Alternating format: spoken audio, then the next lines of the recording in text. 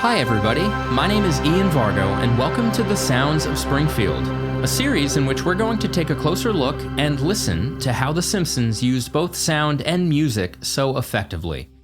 First up, let's check out this classic scene from the Season 8 episode, The Secret War of Lisa Simpson. Bart's class goes on a field trip to the Springfield police station, and he ends up in a room with a wall full of megaphones. Unable to resist his temptation to cause mischief that results in tens, if not hundreds of thousands of dollars worth of damage, Bart lines up the megaphones in series, exponentially increasing their amplification. When Bart speaks, a shockwave emanates, shattering all the glass in Springfield. Now, this wouldn't work in our physical reality, but thankfully it does in the zany world of The Simpsons. Let's watch the clip, and then I'll go back and explain to you exactly what makes this scene so special from a sonic perspective. I won't be getting up soon. Testing. Testing.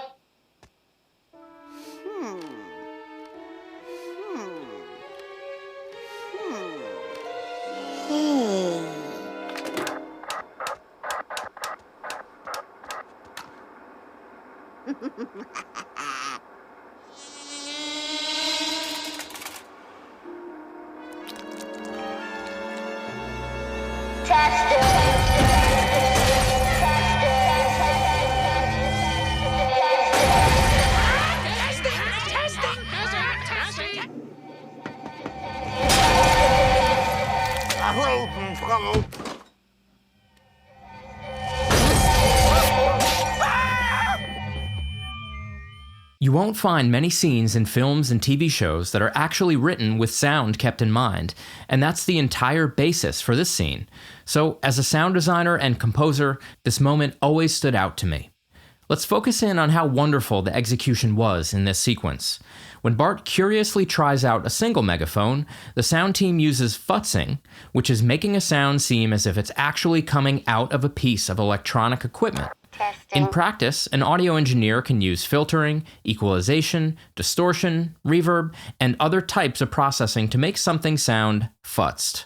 When Bart uses two megaphones, the resulting sound is more futzed. As the idea forms in Bart's mind, the music, created by genius composer Alf Clausen, mimics Bart looking back and forth at the megaphones in his hand and at the ones on the wall. You can almost see the gears turning in Bart's head, and the music helps you hear those gears turning as well. A fly enters, and as it crosses in front of the megaphone's mouthpiece, the sound becomes more heavily processed with reverberation, otherwise known as reverb, which is a sound interacting with the surfaces within its environment. It's also processed with delay, which creates an echo effect. This is what reverb sounds like. Testing. And this is what delay sounds like. Testing.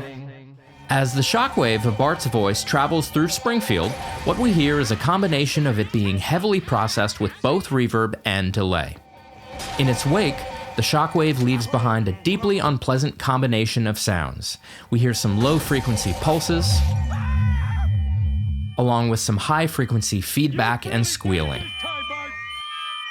This is one of my all-time favorite scenes from The Simpsons, and is certainly one of the most clever in terms of sound design and mixing. Let's check out a couple of scenes from the Season 2 episode, Bart's Dog Gets an F. This is one of the more emotional episodes of The Simpsons. Santa's little helper is causing havoc in the Simpson household. With him seemingly unable to understand how to behave and listen to commands, the Simpsons are faced with the difficult decision of getting rid of him altogether. If you've ever owned a dog with behavioral issues, but love it anyway, this episode will tug at your heartstrings. Sound is actually crucial to the plot here.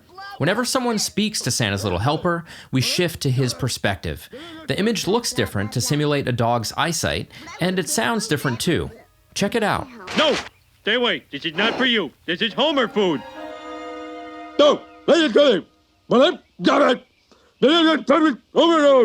They could have used a combination of many effects to make it apparent that Santa's little helper simply wasn't understanding what the Simpsons were saying to him. Hilariously, though, it seems as if they just had Dan Castellaneta, the voice of Homer Simpson, reread his line using gibberish instead of English.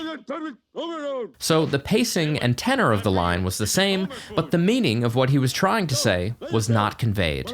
For good measure, it sounds like they blended in a pitch-shifted version of the line as well. Here's me speaking with no pitch shifting. This is Homer food. Here's that line pitch-shifted down. This is Homer food. And here are the two combined. This is Homer food.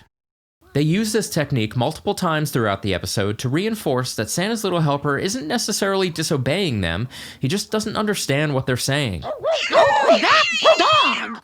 Bad dog. Don't worry, Snowball. Blah, blah, blah, blah. The emotional climax of the episode centers around Bart playing with his dog for the very last time. Devastated, he pleads with Santa's little helper, and it cuts to the dog's perspective when Bart says, If you just knew how important it was to learn blah blah, sit.